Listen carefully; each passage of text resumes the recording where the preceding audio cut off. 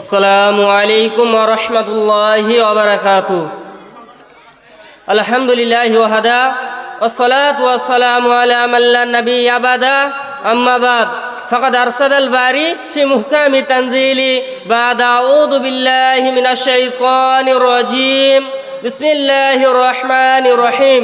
ইকরা বিসমি রাব্বিকাল্লাযী খালাক খলাকাল ইনসানা মিন আলাক ইকরা রাব্বুকাল আকরাম আল্লাযী আল্লামা বিল কলম আল্লামাল ইনসানা মা লাম ইয়ালাম।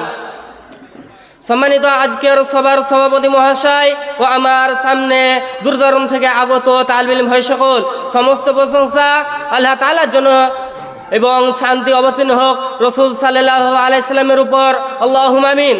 আজকে যে আমি বিষয়বস্তুটি নিয়ে আপনাদের সম্মুখে দণ্ডায়মান হয়েছি সেটি হচ্ছে ইসলামের শিক্ষার গুরুত্ব।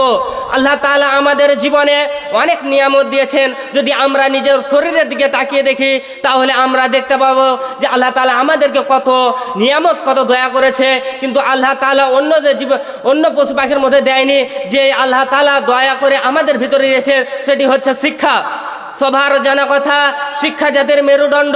একজন মেরুদণ্ড ছাড়া যেমন একজন মানুষ সোজা সোটাম হয়ে দাঁড়াতে পারে না, ঠিক ওই রকমভাবে শিক্ষা ছাড়া জাতি সোজা এবং সোটাম হয়ে দাঁড়াতে পারে না। শিক্ষায় যদি ত্রুটি হয় তাহলে জাতি হবে অসুস্থ, আর জাতি সোজা হয়ে দাঁড়াতে পারবে না। আর শিক্ষায় না হয় তাহলে জাতি হবে পঙ্গু, অচল, অসহায়। তাই মহান আল্লাহ তাআলা মানব জাতিকে সৃষ্টি করলেন এবং সোজা হয়ে দাঁড়ানোর জন্য মহান আল্লাহ তাআলা মানব জাতিকে শিক্ষা দিয়েছেন। এই শিক্ষার জন্য আদম আলাইহিস সালামকে আল্লাহ তাআলা সৃষ্টি করলেন এবং সমস্ত ফেরেশতাদেরকে সিজদা করালেন এই মানব মর্যাদার খাতিরে। যখন মানুষ শিক্ষা দীক্ষা ভুলে গিয়ে যখন গুমরাহিতে লিপ্ত হয়ে গেল, তখন আল্লাহ তাআলা যুগে যুগে অনেক রসুল, অনেক নবী প্রেরণ করেছে।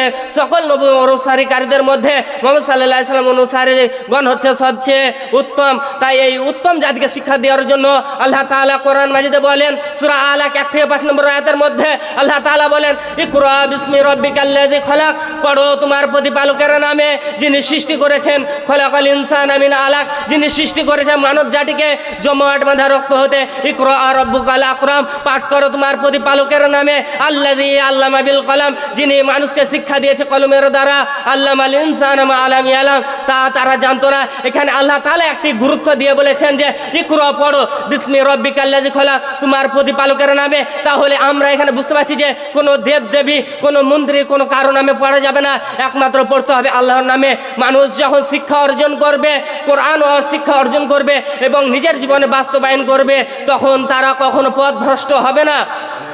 রাসূল সাল্লাল্লাহু আলাইহি সাল্লাম বিদায় হজের টাইমে বলে গিয়েছিলেন যে আমি তোমাদের মাঝে দুটি জিনিস রেখে যাচ্ছি, যদি এই তোমরা দুটি জিনিসকে আঁকড়ে ধরে রাখো তাহলে তোমরা কখনো পথভ্রষ্ট হবে না। নাম্বার 1 কোরআন, নাম্বার 2 হাদিস। যদি তোমরা এই দুটি জিনিসকে ধরে রাখো তাহলে তোমরা কখনো পথভ্রষ্ট হবে না। আল্লাহ তাআলা বলেন, কুল হাল ইয়াসতাবিল্লাযিনা ইয়ালামুন ওয়াল্লাযিনা লা ইয়ালামুন, হে নবী আপনি বলুন যে অন্ধ ব্যক্তি এবং শিক্ষিত ব্যক্তি এবং অশিক্ষিত ব্যক্তি কখনো সমান হতে পারে না, অজ্ঞ ব্যক্তি এবং বিজ্ঞ ব্যক্তি কখনো সমান হতে পারে না। আল্লাহ তাআলা আলো বলেন, ওমা ইয়াস্তাবিল আমা ওয়াল বাসির, যেমন চক্ষুমান ব্যক্তি এবং অন্ধ ব্যক্তি যেমন সমান হতে পারে না। ওয়ালা যুলমাতু ওয়ালা নূর, এবং আলো এবং অন্ধকার যেমন সমান হতে পারে না। ওয়ালা যুলমাতু ওয়ালাল হারুর, এবং ছায়া এবং যেমন রোদ সমান হতে পারে না। ঠিক মৃত্যু ব্যক্তি আর জীবিত ব্যক্তি যেমন সমান হতে পারে না, ঠিক ওই রকম ভাবে শিক্ষিত ব্যক্তি আর অশিক্ষিত ব্যক্তি কখনো সমান হতে পারে না।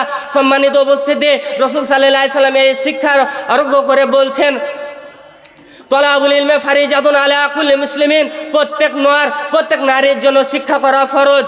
তাহলে আমরা যে এই শিক্ষা অর্জন করব, এই শিক্ষা অর্জন করার তিনটি উদ্দেশ্যে আমাদেরকে শিক্ষা অর্জন করতে হবে। 1 নম্বর হচ্ছে আল্লাহর প্রতি স্বীকার করতে হবে যে আমরা যত শিক্ষা অর্জন করব তত আমরা আল্লাহকে চিনতে পারবো। যারা আল্লাহকে চিনে না এবং তারা আল্লাহর প্রতি বৃদ্ধি পায় না। আমরা যতটা শিক্ষা অর্জন করে আল্লাহর প্রতি বৃদ্ধি পাই ততটা অশিক্ষিত হয় না। এবং দ্বিতীয় নম্বর হচ্ছে নৈতিকতা এবং নৈতিকতা এবং মানসিক গুণাবলী যে আমরা জানবো শিক্ষা করে যে কিভাবে একজন মাস্টারের সঙ্গে আমাদেরকে ভদ্রতা নম্রতাভাবে কথা বলতে হয়। আমরা জানবো শিক্ষা করে যে একজন মাওলানার সাথে কিভাবে কথা অর্জন করতে হয়। আমরা জানবো শিক্ষা করে যে পিতামাতার সঙ্গে কিভাবে নম্র ভদ্র ব্যবহার করতে হয়, বড়দের সঙ্গে কিভাবে ভদ্রতা ব্যবহার করতে হয়, ছোটদের কিভাবে আমরা স্নেহ করব। এগুলো কথা আমরা জানতে পারবো যখন আমরা শিক্ষা অর্জন করতে পারবো। তারপরে 3 নম্বর হচ্ছে যে সমাজকে শিক্ষা দেওয়ার জন্য আমাদেরকে শিক্ষা করতে হবে। আজকে যদি আমরা দেখি সারা বিশ্বে জুড়ে মুসলমানরা তারা জেনা ব্যভিচারে লিপ্ত হয়েছে, মারামারি গাঙ্গা ফাসাদে তারা লিপ্ত হয়ে রয়েছে, তাহলে এইগুলাকে উদ্ধার করার জন্য আমাদেরকে শিক্ষা অর্জন করতে হবে।